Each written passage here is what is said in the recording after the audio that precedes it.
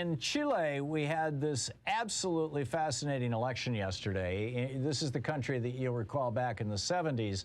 The CIA and Milton Friedman and the Chicago Boys helped General Pinochet overthrow the government and turn it into basically a fascist libertarian state.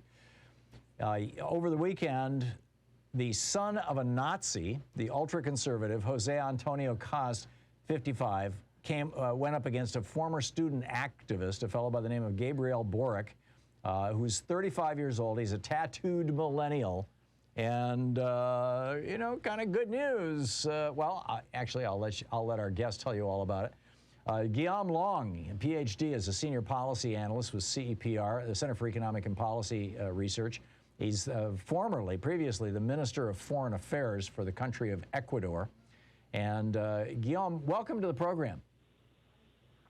Hi, thanks, Tom, for having me on the show. It's a great honor, great pleasure.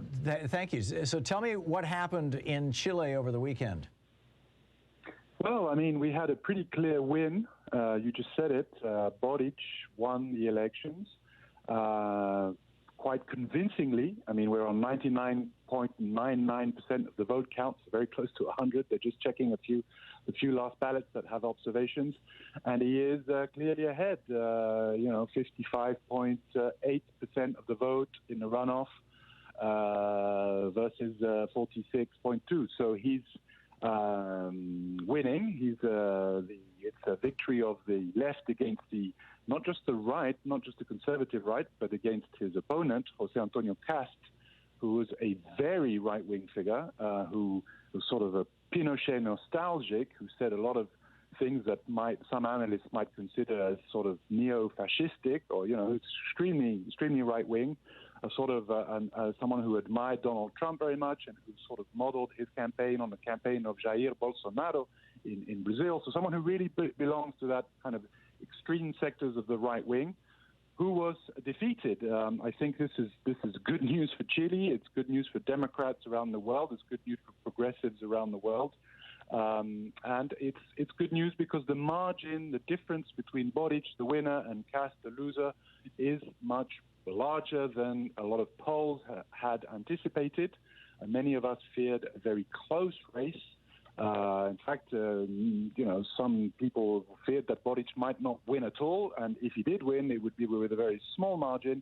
This is a convincing margin. This is something which obviously gives him, a much easier beginning to his presidency for sure, and confirms the democratic will of the Chilean people and the fact that he has a mandate to govern according to his progressive and democratic program. So I think, all around, it's good news. I mean, there are challenges ahead, but it's good news that we had yesterday from Chile.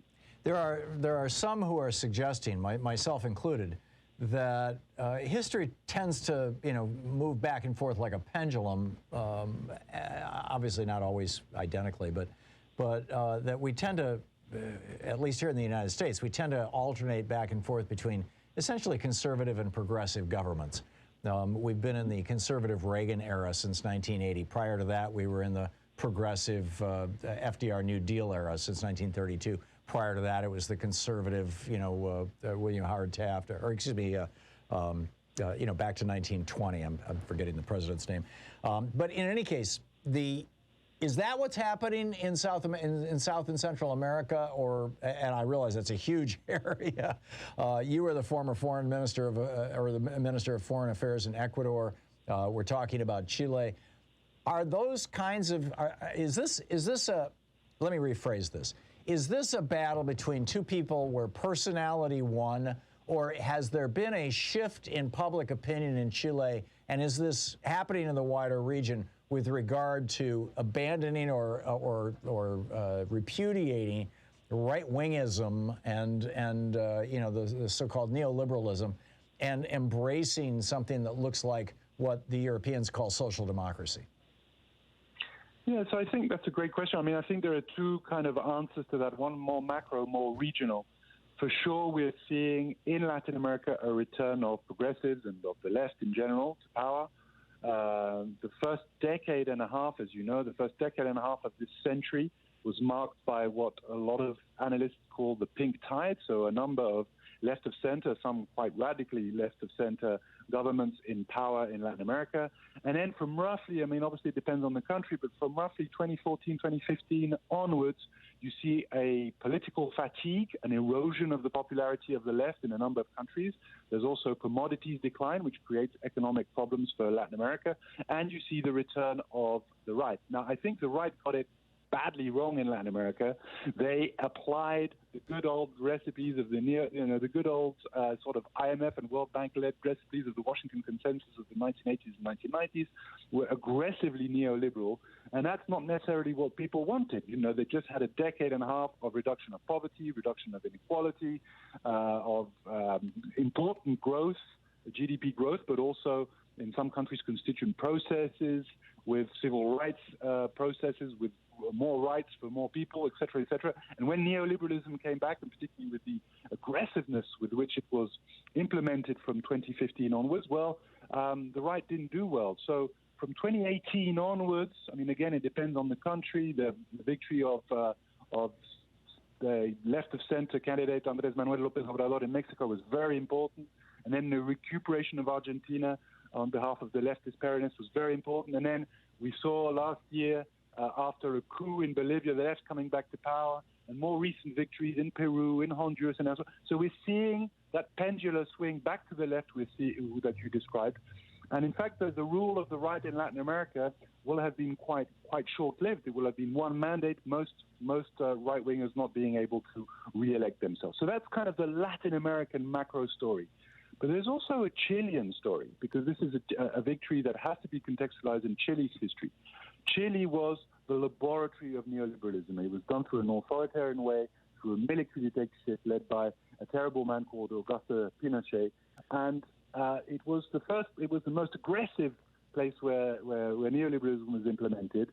And despite democratization in the 1990s and the early 2000s, and clearly Chile is a democracy today, a lot of the legacy of neoliberalism, that inequality, that hyper-stratified society in terms of social classes has remained unscathed. And what we've seen in Chile since 2019 onwards, and you could go back to the large student protests of a decade ago, but particularly from 2019 onwards, are these huge protests against an economic model, people taking to the streets. So I think Boric is also a product of that new wave of democratization, which isn't just democratizing politics, as in, elections and parliamentarism and not going to jail when you freedom of expression and not going to jail when you say what you think, but also the democratization of the socioeconomic base of Chile, which is what remains to be done in Chile, to really move away from this really unequal society in which a lot of sort of apartheid state of rich and poor, which Boric is inheriting today. So I think this is really a very important. That kind of democratization is very important, and it's a huge challenge that Boric faces today. Yeah, it's a remarkable thing, and I think it's a really, really good sign. I think it's a good sign for democracies all over the world. Guillaume Long, a senior policy analyst with the Center for Economic and Policy Research, www.cepr.net is the website. Guillaume's Twitter handle is GUILLAUMELONG with an ad at the beginning. Guillaume, thanks so much for dropping by. It's great talking with you. Thanks very much, Tom. Thank you. My pleasure.